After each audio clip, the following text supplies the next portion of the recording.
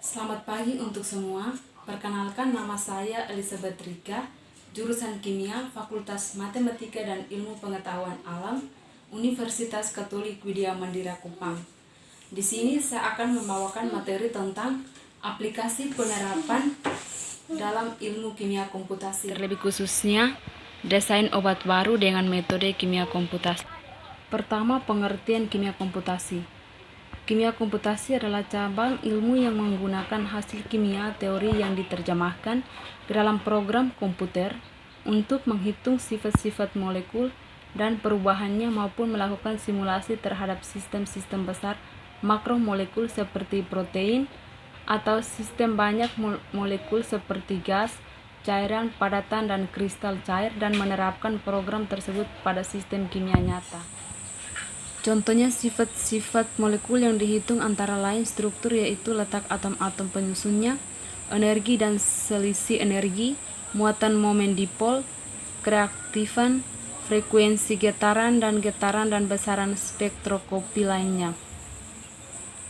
Simulasi terhadap makromolekul seperti protein dan asam nukleat dan sistem besar bisa mencakup kajian konformasi molekul dan perubahannya, misalnya proses denaturasi protein, perubahan fasa serta peramalan sifat-sifat makroskopik seperti kalor jenis berdasarkan perilaku di tingkat atom dan molekul. Istilah kimia komputasi kadang-kadang digunakan juga untuk bidang tumpang tindih antara ilmu komputer dan kimia. Yang berikut pengertian desain obat. Tujuan utama upaya merancang atau desain suatu obat dalam ilmu kimia medisinal adalah supaya dapat ditemukan suatu molekul yang akan menghasilkan efek biologis yang bermanfaat tanpa berakibat efek biologis yang merugikan.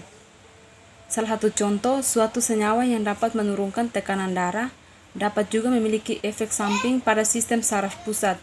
Dengan demikian merupakan suatu kesalahan apabila tujuan utama akan dapat tercapai dengan sempurna, tetapi efek negatif obat tersebut juga cukup merugikan.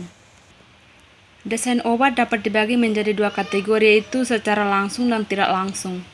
Yang pertama, pendekatan langsung, menguntungkan dari segi pengetahuan tentang struktur atom dari reseptor obat dan memegang peranan penting dalam penelitian di bidang farmasi.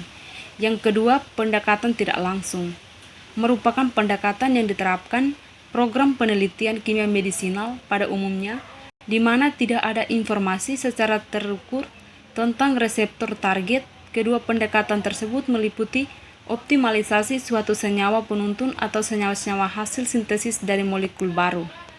Kimia komputasi telah berkembang pesat, terutama berkaitan dengan perhitungan kimia kuantum dan berbagai terapan untuk berbagai bidang ilmu lainnya. Salah satu bidang yang banyak menggunakan aplikasi kimia komputasi berupa hubungan kuantitatif struktur aktivitas adalah kimia medisinal. Hubungan kuantitatif struktur aktivitas merupakan metode untuk membuat suatu hubungan antara struktur dan aktivitas dari berbagai deskriptornya. Deskriptor fisika kimia meliputi beberapa parameter termasuk hidrofobisitas atau lipofilisitas, topologi, elektronik, dan sterik yang dilakukan secara empirik atau yang lebih baru dengan metode komputasi. Hubungan kuantitatif struktur aktivitas sekarang diterapkan dalam berbagai disiplin ilmu dengan banyak menyinggung kedesainan obat dan penilaian risiko lingkungan. Berikut metode yang digunakan dalam kajian hubungan kuantitatif struktur aktivitas. Kajian hubungan kuantitatif struktur aktivitas berdasarkan parameter yang digunakan digolongkan dalam 3 metode, yaitu metode Hans, metode V-Wilson, dan metode Kieser 3 dimensi. Yang pertama, metode Hans. Metode Hans dikembangkan oleh Hans pada tahun 1964. Model Hans mengasumsikan aktivitas biologis. Analisis Hans kemudian dikembangkan dengan menggunakan parameter sifat fisika kimia dari struktur molekul atau menggunakan beberapa parameter teoritis. Parameter-parameter tersebut digunakan sebagai variabel bebas yang memberikan aktivitas biologis. Yang kedua, metode Free-Wilson. Model Free-Wilson dikembangkan oleh Free dan Wilson Metode ini didasarkan pada perkiraan bahwa masing-masing substituen pada struktur senyawa induk memberikan sumbangan yang tetap pada aktivitas biologis. Sumbangan ini bersifat aditif dan tidak bersifat sumbangan substituen yang lain. Model Free-Wilson mengajukan model matematik atau persamaan yang memperkirakan bahwa aktivitas biologis sama dengan jumlah sumbangan substituen ditambahkan aktivitas biologis senyawa induk. Yang ketiga, metode Kister 3 dimensi menggunakan prosedur analisis perbandingan medan molekular atau yang dikemukakan oleh Kramer dan kawan-kawan 1988. Kampfa berusaha untuk menyusun suatu hubungan antara aktivitas biologis dan sifat sterik dan atau elektrostatik dari suatu seri senyawa. Berikut teknik statistik. Komputasi kimia menghadirkan struktur molekular sebagai suatu model numerikal dan mensimulasi sifatnya dengan persamaan dari kuantum dan ilmu fisika klasik. Program tersedia memungkinkan ilmuwan dengan mudah menghasilkan dan berpresentasi data molekuler yang termasuk geometri, energi dan sifat yang berhubungan, elektronik, spektroskopik, dan bulk.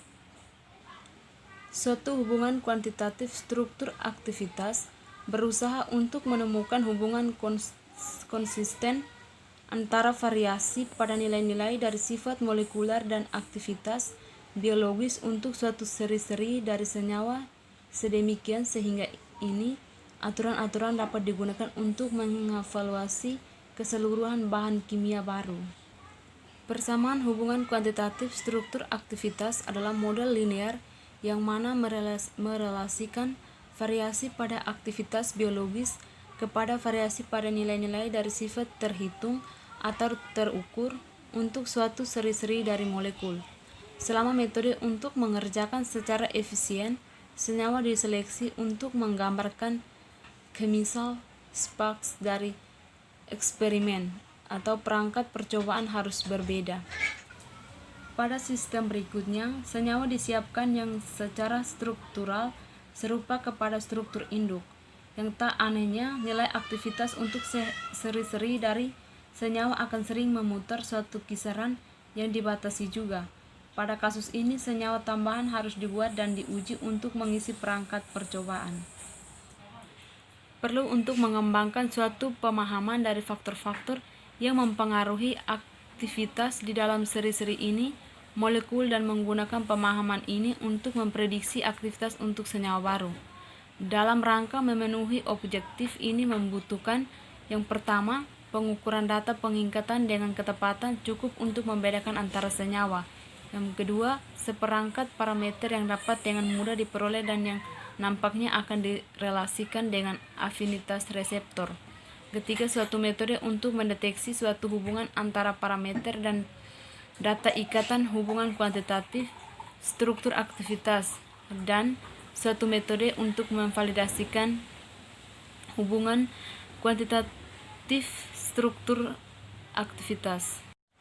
Berikut desain obat dengan bantuan komputer atau Computer Assisted Drug Design.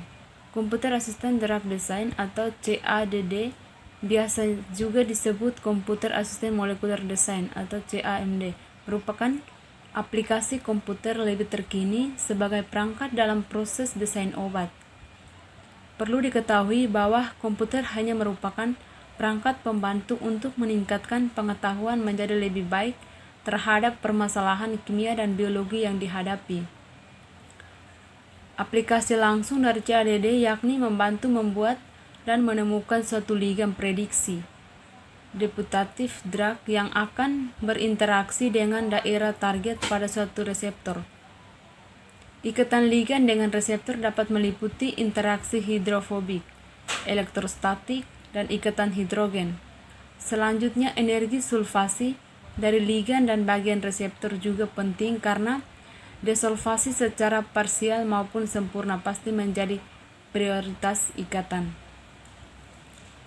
Sekian dan terima kasih hasil presentasi saya.